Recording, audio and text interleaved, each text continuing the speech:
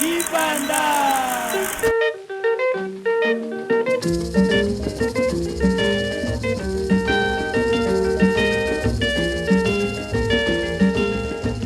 Ngonga ebeti e batata na bamama bana pe mikolo e bobi mambangu e betanda konandako benga moninga e bumbu bosili e sepele indépendance lobe jalaki e moto moindo mawa e bobele mosala e na fimbo sima e kolomba bwe mabeo makaku vanda nyeo kazavubu watali e alobi e kosila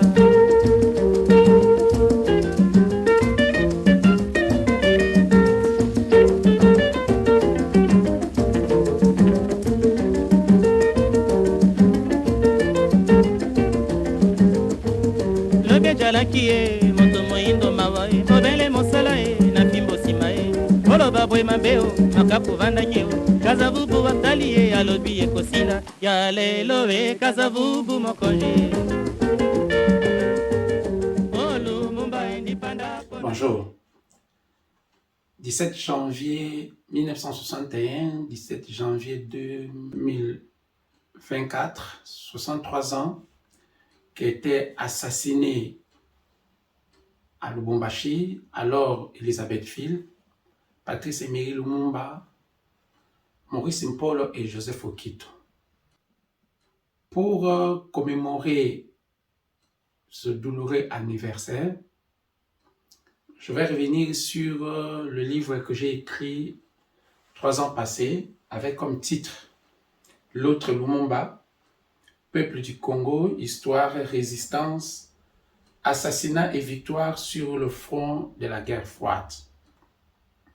C'était pour lutter contre ce mal que nous nous faisons, stigmatisé par le professeur Isidore Ndaiwel Nziem, qui, pour l'histoire du Congo, a écrit le volumineux livre qui se trouve là, Histoire du Congo.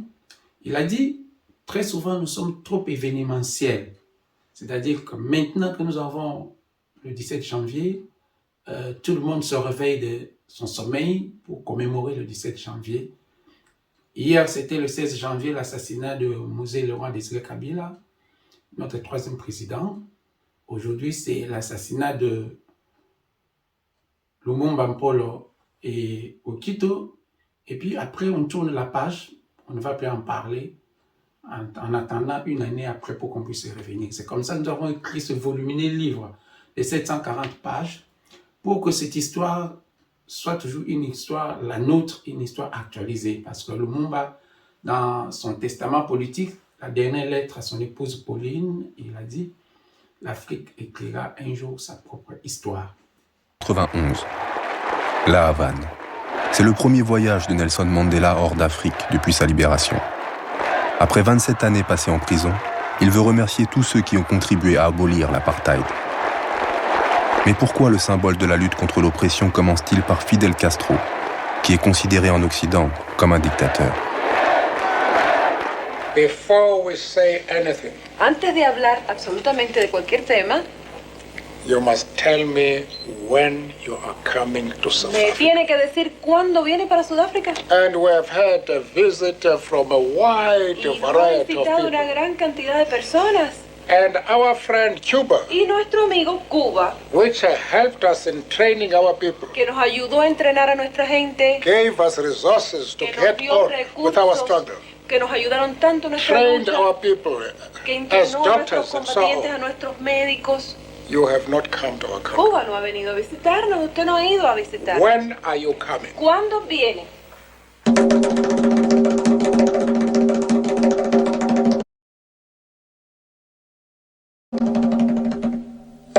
Fidel Castro et 500 000 Cubains ont pris part aux guerres africaines qui ont mis un terme au colonialisme.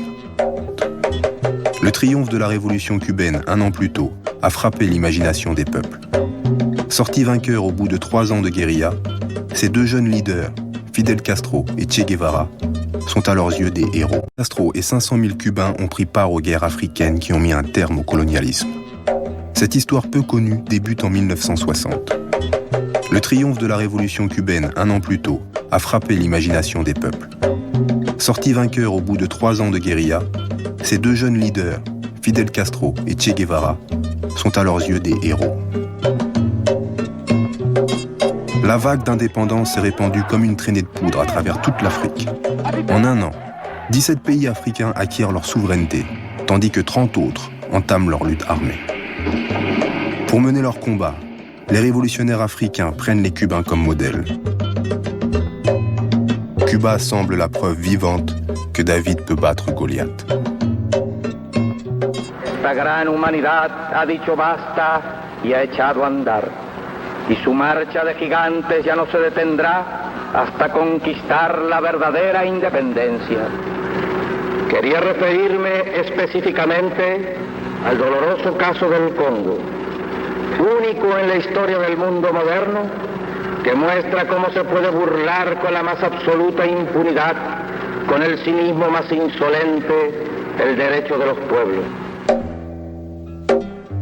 Che Guevara est révolté, et son discours signale que Cuba est disposé à agir. Le cas du Congo montre comment l'indépendance des pays africains risque d'être sacrifiée au nom des intérêts stratégiques de la guerre froide. L'assassinat de Lumumba constitue un tournant pour beaucoup de révolutionnaires africains et marque le début de l'odyssée cubaine en Afrique.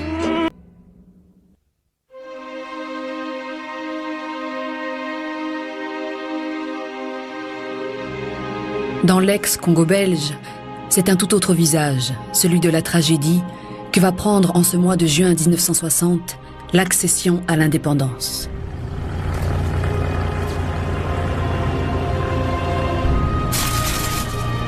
Lorsque le roi des Belges, Baudouin Ier, arrive à Léopoldville pour consacrer l'indépendance, il est accueilli par le président Kasavubu et le premier ministre Patrice Lumumba.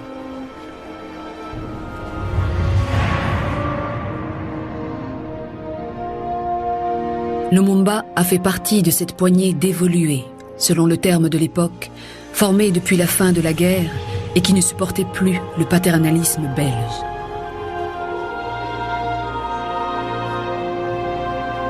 C'est pour accélérer le changement politique que Lumumba a créé le mouvement national congolais en 1958. Quelques mois plus tard, en janvier 1959, des émeutes anticolonialistes d'une rare violence ont été sévèrement réprimées et ont ensanglanté Léopoldville. Tenu pour responsable de l'agitation nationaliste, Patrice Lumumba a été emprisonné, puis libéré par l'intervention de ses partisans, qui ont exigé sa présence à une conférence dite de la table ronde que les Belges ont organisée dans la précipitation pour préparer l'indépendance. Des élections ont eu lieu et à défaut d'une majorité franche pour un seul parti, il a fallu recourir à des coalitions.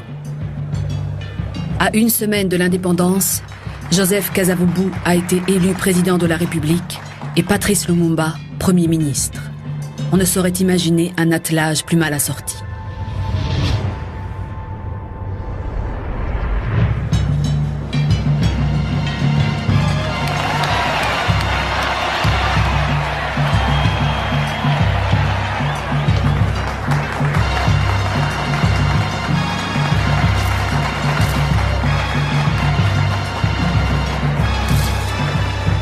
On avait prévu 2 discours.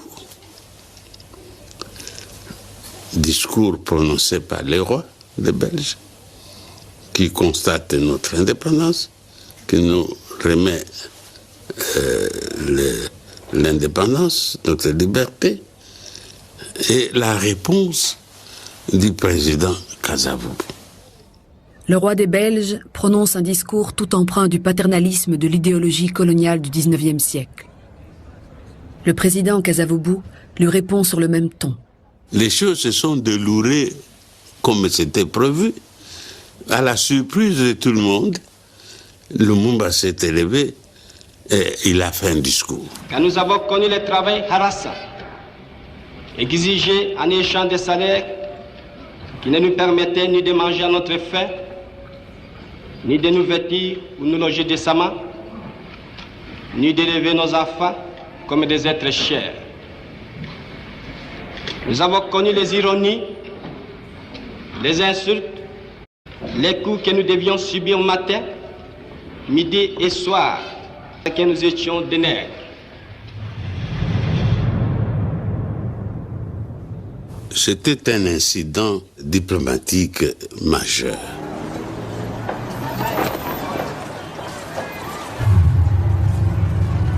Quelques jours après l'indépendance, la force publique se mutine.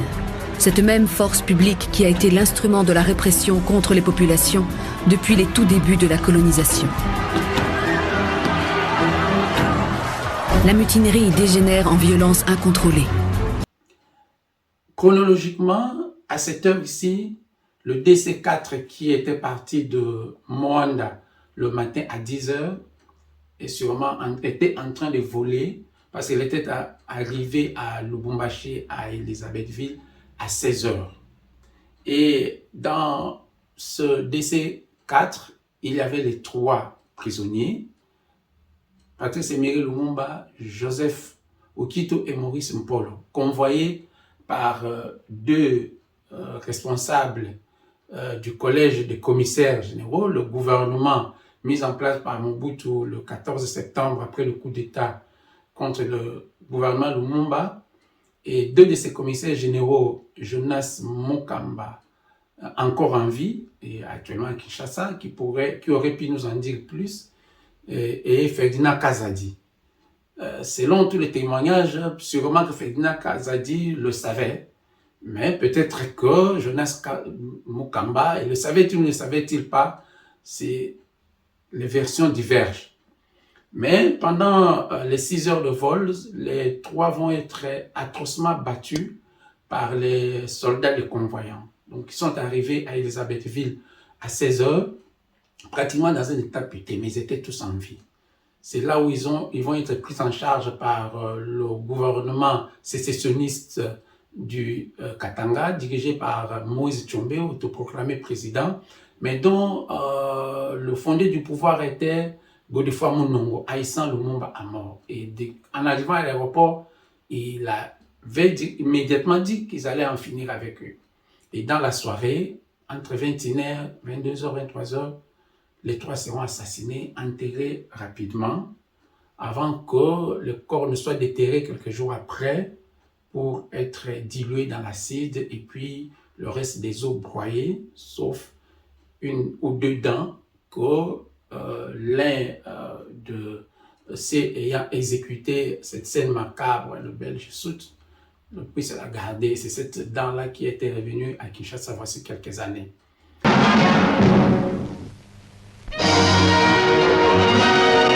They caught him on his way to Stanleyville and flew him back. Patrice Lumumba securely wrote.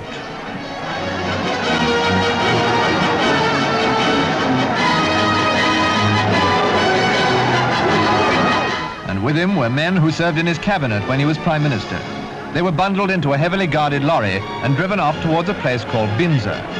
Lumumba had been under house arrest, protected by UN troops in Leopoldville, when he escaped.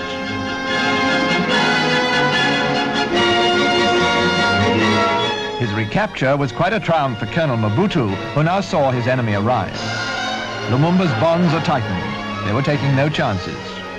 And his wife and child watch his humiliation. The whole affair, of course, serves to underline once again the conditions prevailing in the Congo. It's not enough to arrest a man. He must apparently be beaten up as well. Then put him on trial later, no doubt.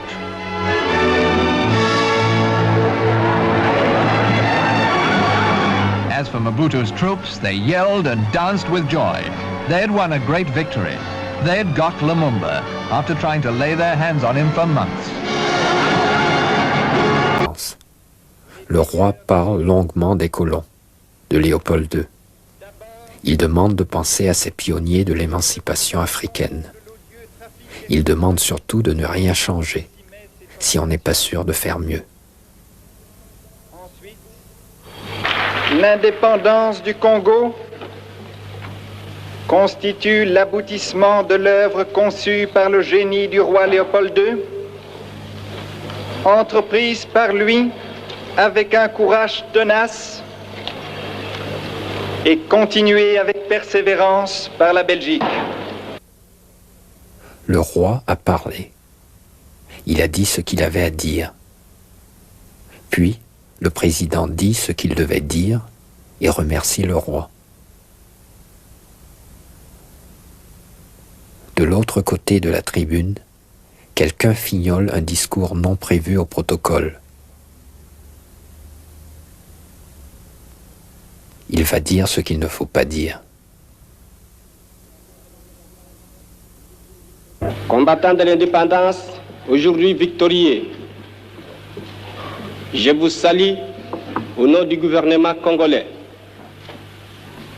À vous tous, mes amis, qui avez lutté sans relâche à nos côtés,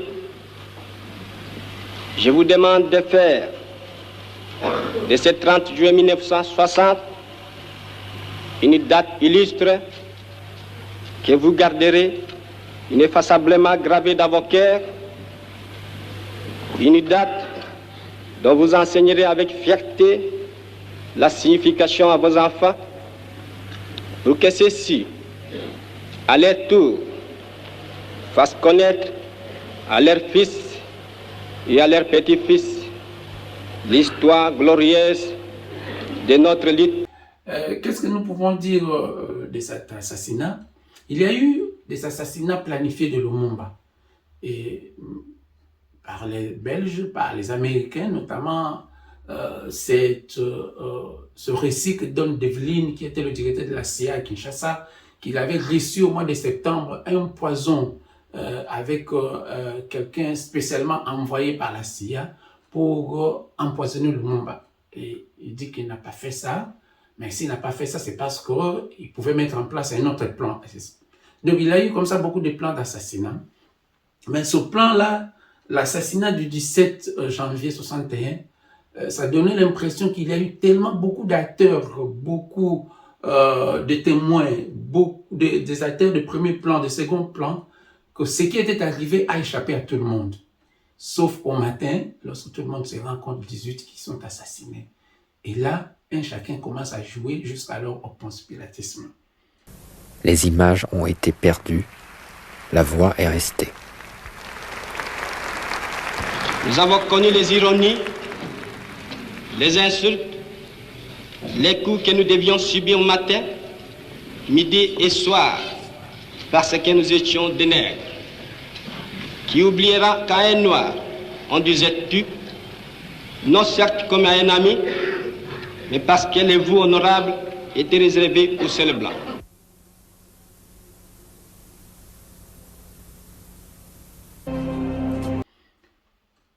Qu'est-ce que nous pouvons retenir de Lumumba? On dirait que Lumumba, c'était d'abord un visionnaire. Quand nous parlons du Congo aujourd'hui, Lumumba déjà avait écrit un livre que beaucoup de gens ne connaissent pas, Congo, terre d'avenir, est-il menacé? Est-ce que nous ne sommes pas aujourd'hui sur cette prophétie ou cette question de Lumumba qui tarde toujours à avoir une réponse? Lumumba, c'était aussi un chansard parce que c'est comme s'il arrivait au moment où les événements l'attendaient. Quand il arrive à Léopoldville, on n'avait pas encore constitué le parti politique. Quand les évolués de Léopoldville se décident de créer le parti politique, le mouvement national congolais, c'était après l'exposition universelle de Bruxelles en 58 où les évolués qui étaient là avaient décidé qu'au retour, ils allaient créer leur parti politique. Voilà, Lumumba est un outsider qui venait de Kisangani, voilà, qui en devient le président.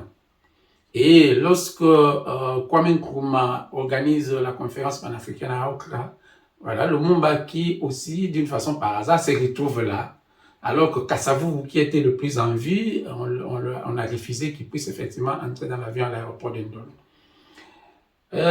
Et ça va continuer toute sa vie. C'est pratiquement quelqu'un qui était une étoile, qui brillait parfois dans les ténèbres africaines. Lumumba, c'était aussi un nationaliste, c'est-à-dire que pour lui, il voyait le Congo comme une nation unie, une nation, et lui-même il était unitariste parce que la BACO par exemple, le MLC Kalonji par exemple, et puis le CONACAT de Moïse Tshombe, c'était des partis qui luttaient pour qu'on puisse avoir un fédéralisme des États fédérés. Et lui, Lumumba, il dit, nous devons, avec toutes les structures que nous avons aujourd'hui des tribus, nous devons nous battre pour avoir un Congo uni pour que nous soyons forts.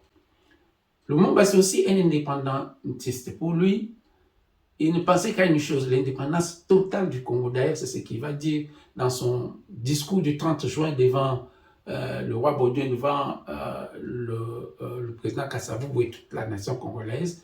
Parce qu'à l'indépendance du 30 juin, il n'y a eu que 2 discours. Celui du roi Baudouin et celui du président Kasavubu. Et il n'avait pas prévu que le Premier ministre allait parler. Il avait parlé pour remettre un peu les pendules à l'heure. Patrice Lumumba, c'est aussi un panafricaniste.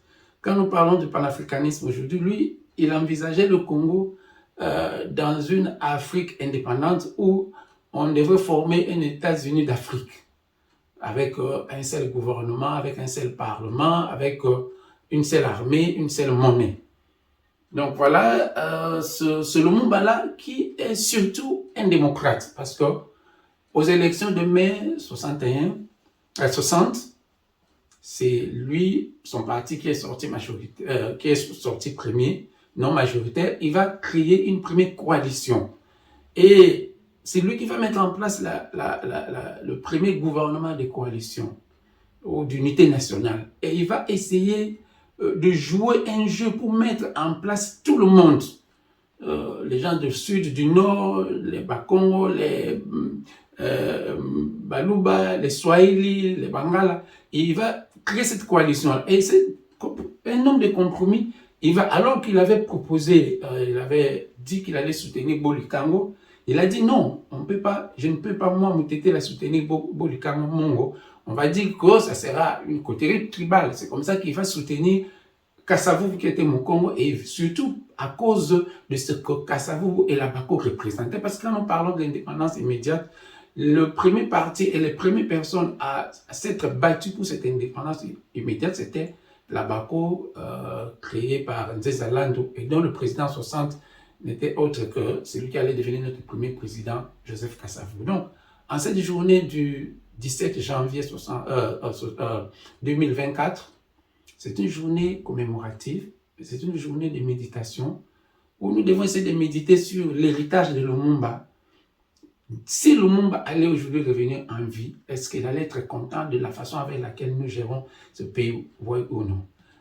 Dans l'histoire de l'Union africaine, il y a un des anciens secrétaires généraux, une sud-africaine, qui a dû, au dernier jour de son mandat, écrire une lettre de pardon à Kwame Nkrumah.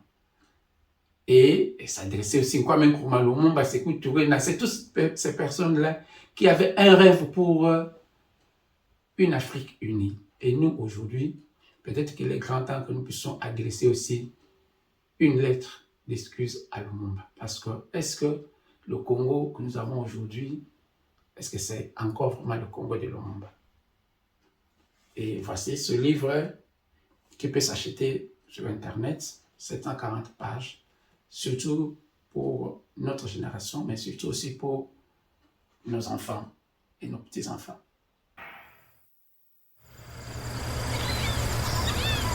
Le Congo, l'un des pays les plus vastes et les plus riches du continent. La colonie belge réclame son indépendance immédiate. Patrice Lumumba, un jeune fonctionnaire charismatique, dirige le mouvement qui a négocié pacifiquement la fin de la domination belge.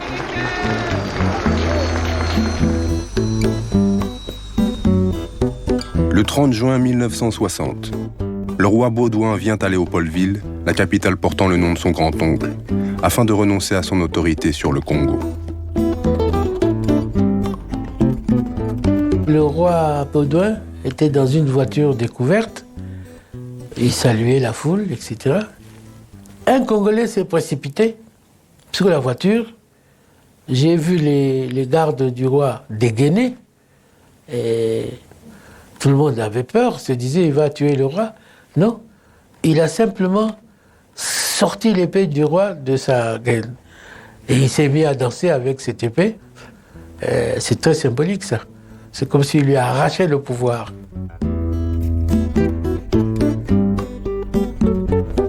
C'est le jour de l'indépendance.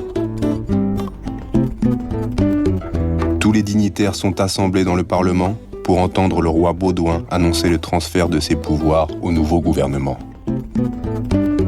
Mais l'euphorie de l'indépendance ne dure pas. Patrice Lumumba, qui vient d'être élu Premier ministre, allume ce jour-là un feu qui va bientôt embraser tout le continent.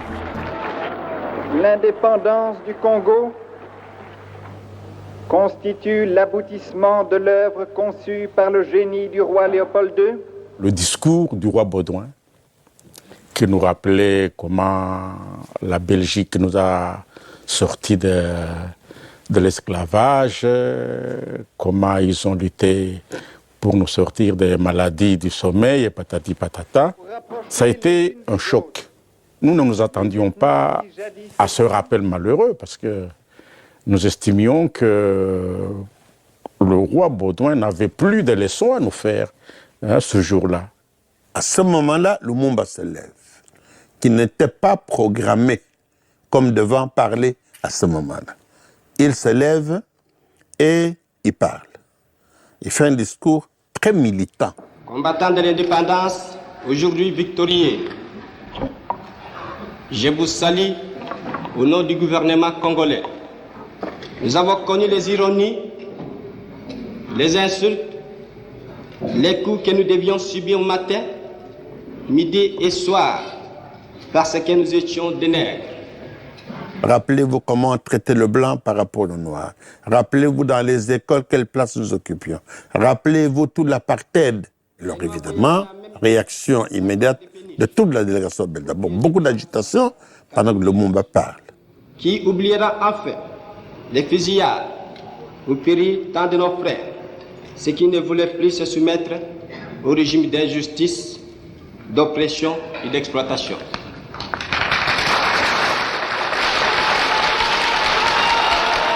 C'était mal reçu par les Belges, mais nous avions tout à fait répondu à nos aspirations.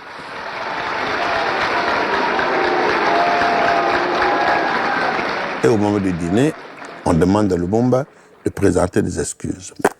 Il ne s'en fait pas. Il présente les excuses en disant « Je pensais que je devais dire à cet homme des choses, je les ai dites, donc si ça a blessé, je m'en excuse et je demande qu'on tourne la page et que nous puissions voir les choses autrement. » Mais il était trop tard. La majesté était lésée. Et la majesté lésée a décidé le soir même de se venger et tout a commencé. Lumumba veut gouverner de manière indépendante. Mais le Congo ne compte pas plus de 30 diplômés.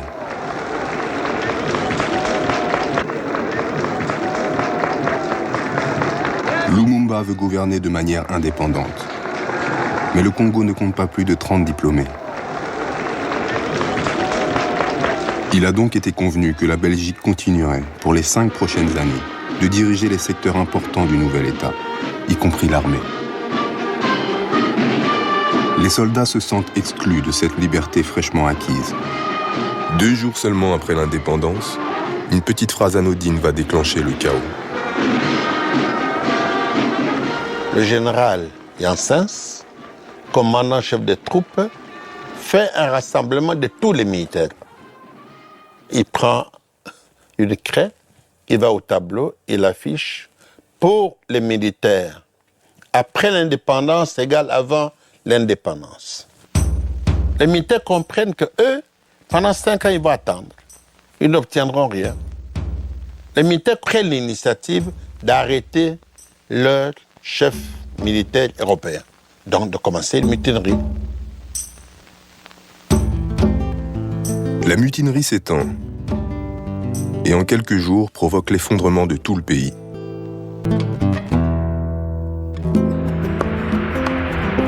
Le 10 juillet, retenez bien la date, les militaires belges ont occupé l'aéroport de Njili, ici. Ils ont organisé l'agression du Congo en disant, puisque les militaires congolais mutinés se sont attaqués aux femmes, aux enfants et aux officiers, la Belgique n'avait plus aucun autre moyen de protéger ses ressortissants que de faire venir des troupes belges le 10 juillet. 10 jours après. Et nous considérons cela comme une agression internationale qui permet au gouvernement congolais de Lumumba, demander l'aide pour chasser les troupes belges qui viennent d'entrer sur notre territoire. Lumumba a besoin de l'aide et du soutien international pour asseoir l'indépendance fraîchement conquise. Mais déjà, il doit faire face à une seconde crise inattendue. La sécession du Katanga, la plus riche province du pays, dont le gouverneur n'est autre que son vieux rival, Moïse Tshombe. Le 11 juillet, on proclame la sécession de Katanga. Vous voyez, le 10, occupation des militaires belges ici. Le 11, proclamation de l'indépendance du Katanga. Tshombe proclame la sécession du Katanga à la demande des Belges. Tshombe et Lumumba ne s'entendaient pas. D'abord pour une raison idéologique majeure. Lumumba déclarait qu'il était unitariste. C'est-à-dire qu'en aucun cas, on ne pouvait diviser le Congo. Ça, c'est le choix de Lumumba. Tshombe, dès le départ, a dit « Nous sommes pour un Congo très fédéral, confédéral même. » Donc, lui voulait la confédération sur le Conseil des Belges. Ce sont les Belges qui écrivent la déclaration de sécession. Ce sont les Belges qui le forcent à le faire.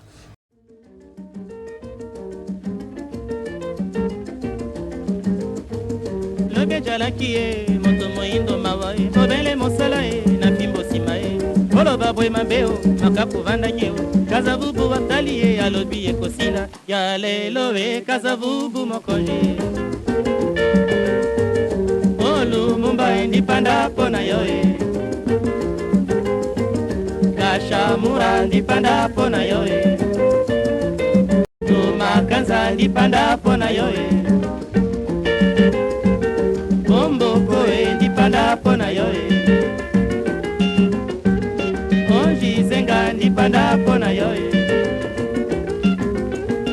Omulela ndipanda pona yoe Isolekela ndipanda pona yoe Olo molisi ndipanda pona